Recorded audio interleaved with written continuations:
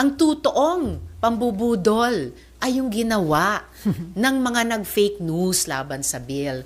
Ang totoong pangbubudol ay yung mga nagkalat ng disinformation at nanakot sa ating sambayanan sa pamamagitan ng kanilang social media operations. Ang totoong pambubudol ay yung mga nagsinungaling tungkol sa bill. Halimbawa, dun sa original na Senate Bill 1979, sige nga, ituro nila kung nasa saan dun yung pagtuturo ng masturbation sa 0 to 4 years old o pagtuturo sa mga bata tungkol sa sexual feelings or sexual rights. Aba, inamin na nila sa isang later press conference nila na wala doon sa text ng original na Senate Bill 1979. So, sino ngayon ang nambubudol?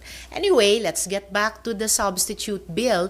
Lalo pa naming kinlaro, ang klaro na mula sa simula bilang aming effort palagi na magbuo ng pagkakaisa dito sa Senado at sa ating publiko. Kasama yung mga kapwa magulang natin, kasama yung mga guro, at syempre, kasama yung ating mga adolescents para maampat na itong emergency at krisis sa ating mga kabataan.